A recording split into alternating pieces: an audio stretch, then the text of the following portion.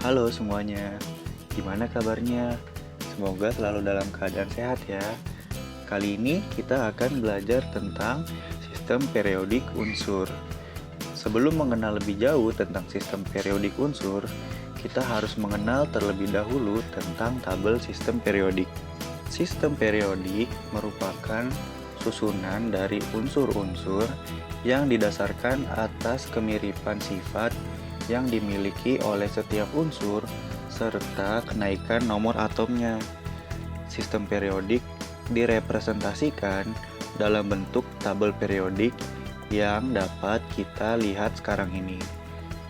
Dalam sistem periodik terdapat jalur yang vertikal atau yang disebut golongan dan jalur yang horizontal atau yang disebut periode. Unsur yang telah digolongkan dalam satu golongan memiliki sifat dan karakteristik yang mirip antara satu unsur dengan yang lainnya. Dalam penggolongan unsur dalam tabel periodik, unsur-unsur dapat terbagi menjadi 3 bagian, yaitu golongan utama, golongan transisi, golongan gas mulia, golongan lantanida, dan golongan aktinida. Penggolongan tersebut didasarkan atas pengisian elektron pada subkulit atom. Golongan utama merupakan unsur-unsur yang berada pada golongan 1A atau golongan 1 hingga 7A atau golongan 17 yang seluruhnya berdasarkan jumlah elektron pada subkulit S dan P yang tidak terisi penuh.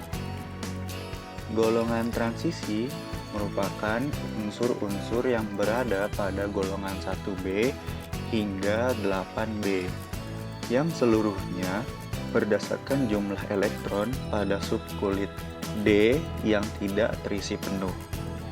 Golongan gas mulia merupakan golongan unsur-unsur yang berada pada golongan 8A serta memiliki subkulit P yang terisi penuh. Golongan lantanida dan aktinida merupakan golongan unsur-unsur yang memiliki elektron pada subkulit F yang tidak terisi penuh. Akibat dari konfigurasi elektron pada setiap unsur yang berbeda mengakibatkan setiap unsur memiliki karakteristiknya masing-masing seiring dengan meningkatnya nomor atom dalam satu periode. Hal tersebut mengakibatkan setiap golongan dan periode dalam sistem periodik memiliki sifat fisik dan kimia yang berbeda. Berikut sifat fisik yang dimiliki oleh setiap unsur. Sifat fisik unsur yang pertama ada jari-jari atom. Jari-jari atom merupakan jarak dari inti pada atom satu dengan inti pada atom yang saling bersebelahan. Dalam tabel periodik, jari-jari atom akan meningkat dalam satu golongan dari atas ke bawah. Hal tersebut karena jumlah kulit pada atom akan meningkat dari atas ke bawah, sehingga jarak inti antar atom akan relatif meningkat. Namun, dalam satu periode, jari-jari atom akan menurun dari kiri ke kanan seiring dengan meningkatnya nomor atom. Hal tersebut karena meningkatnya muatan inti pada atom serta elektron valensi pada atom dari kiri ke kanan, sehingga jari-jari atom akan menurun. Yang kedua adalah energi ionisasi. Energi ionisasi merupakan energi minimum yang dibutuhkan untuk melepaskan satu elektron valensi dalam keadaan gas. Dalam tabel periodik, energi ionisasi akan meningkat dalam satu periode dari kiri ke kanan. Hal tersebut karena kuatnya tarikan antara elektron valensi dan inti yang disebabkan oleh meningkatnya muatan inti serta elektron valensi pada atom, sehingga energi yang diperlukan untuk melepaskan satu elektron terluarnya semakin besar.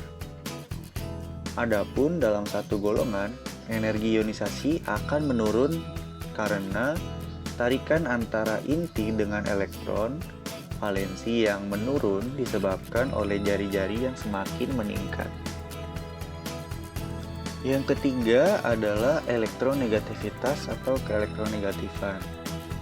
Elektronegativitas merupakan kemampuan suatu atom untuk menangkap elektron pada kulit terluarnya.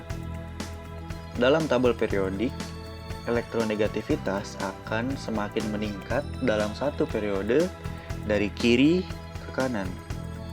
Hal tersebut karena kuatnya tarikan antara inti dan elektron valensi mengakibatkan suatu atom akan relatif lebih mudah dalam menangkap satu elektron pada kulit terluarnya. Adapun dalam satu golongan, elektronegativitas akan semakin menurun dari atas ke bawah karena jari-jari yang semakin meningkat mengakibatkan tarikan inti dengan elektron valensi semakin menurun, sehingga kemampuan suatu unsur dalam menangkap elektron akan semakin menurun. Untuk sifat fisika yang keempat adalah afinitas elektron. Afinitas elektron merupakan nilai negatif dari perubahan energi yang terjadi ketika suatu atom menangkap satu elektron dalam keadaan gas, membentuk anion. Semakin positif nilai afinitas elektron, maka suatu atom akan lebih mudah dalam menangkap satu elektron dalam keadaan gas, membentuk anion, serta semakin stabil dalam keadaan anion. Secara umum, afinitas elektron akan meningkat dalam satu periode dari kiri ke kanan. Hal tersebut karena elektronegativitas yang semakin meningkat dari kiri ke kanan sehingga akan semakin mudah dalam menangkap elektron karena kecenderungan yang dimilikinya. Oleh karena itu akan semakin stabil unsur yang memiliki afinitas elektron yang positif.